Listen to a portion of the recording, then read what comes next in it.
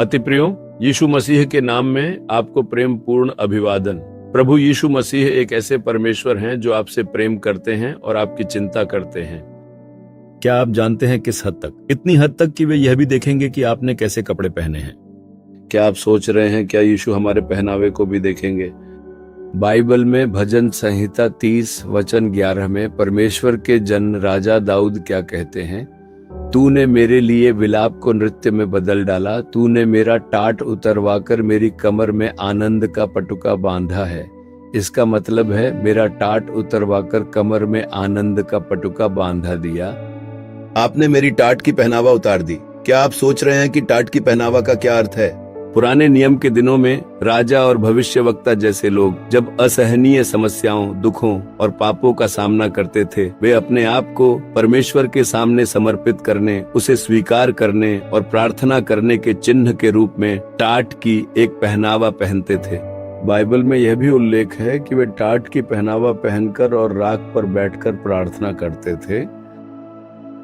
अगर आप मुझसे पूछें कि टाट की पहनावा का क्या मतलब है, तो क्या वे बोरे नहीं होते जिनमें धान, चावल आदि रखा जाता है? अगर उसी बोरे के कपड़े से कोई पहनावा सिल दी जाए तो वह कैसी होगी, बस कल्पना कीजिए। वो बहुत असुविधाजनक होगी, उसमें खुजली भी होगी। टाट की पहनावा ऐसी ही होती है। यही है टाट की पहनावा। अपने आप को परमेश्वर के सामने दीन दिखाने के लिए वे टाट की पहनावा पहनते, राख पर बैठते और प्रार्थना करते थे। वे स्वयं को दीन बनाकर परमेश्वर के सामने समर्पित कर देते थे। परमेश्वर यह देखकर दया से भर जाते, उनके पापों को क्षमा कर देते और उन्हें आशीर्वाद देते। ये सब पुराने नियम के दिनों में होता था। अब हमें टाट की पहनावा पहनने की आवश्यकता नहीं है। अब इतना ही काफी है कि हम अपने हृदय से पश्चाताप करें। इतना ही काफी है कि हम अपने हृदय में स्वयं को दीन बनाएं। उन दिनों वे टाट की पहनावा को परमेश्वर के सामने दीनता दिखाने के चिन्ह के रूप में इस्तेमाल करते थे और बलिदान देने और प्रार्थना करने के लिए भी। वह पहनना असुविधाजनक होता था और चुभता भी था। मैं इस विशेष बात के लिए प्रार्थना करने हेतु स्वयं को दीन बनाता हूँ। यह एक चिन्ह है ऐसा कहने का। वे राख पर भी लेट जाते थे। यह भी एक प्रकार की प्रार्थना है। दाऊद कहता है, आपने मेरी टाट की पहनावा उतार दी। ये ऐसा है जैसे परमेश्वर कह रहे हो, यह तुम्हारे लिए आवश्यक नहीं है। अपने आप को इस तरह कष्ट मत दो। आपने मेरी टाट की पहनावा उतार दी और मुझे आनंद का वस्त्र पहनाया। वह हमें आनंद नामक वस्त्र दे रहे हैं। वह टाट जैसी असुविधाजनक पहनावा को हटा देता है और आनंद नामक पहनावा पहना देता है। अपने आप को इस तरह कष्ट मत दो। मैं तुम्हें जानता हूं और तुम्हें क्षमा कर रहा हूं। मैं तुम पर दया करूंगा। जो तुमने मांगा है वह मैं दूंगा। खुश रहो। यही प्रभु कहते हैं। क्या आप जानते हैं कि हम कभी कभी खुद को चोट पहुंचाते हैं? लोग सोचते हैं कि अगर हम खुद को चोट पहुंचाते हैं तो हम बहुत धार्मिक हैं। उन दिनों लोग खुद को कोड़े मारते थे। वे अपने पापों को स्वीकार करने के लिए ऐसा करते थे। वे बिना चप्पल के चलते थे और खुद को चोट पहुंचाते थे। उन्हें लगता था कि तभी ईश्वर उन्हें क्षमा करेंगे। आओ हम खुद को चोट पहुंचाई और अपने पापों को स्वीकार करें। ऐसे लोग थे जो ऐसा करते थे। लेकिन यह यीशु मसीह की मृत्यु तक स्वीकार्य था।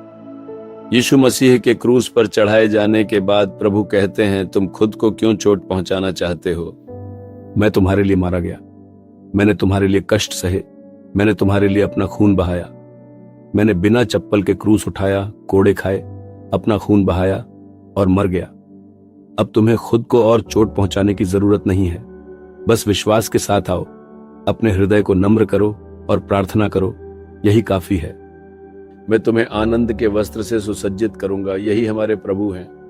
बेटा बेटी, तुम्हें टाट पहनने की जरूरत नहीं है। खुद को चोट मत पहुंचाओ।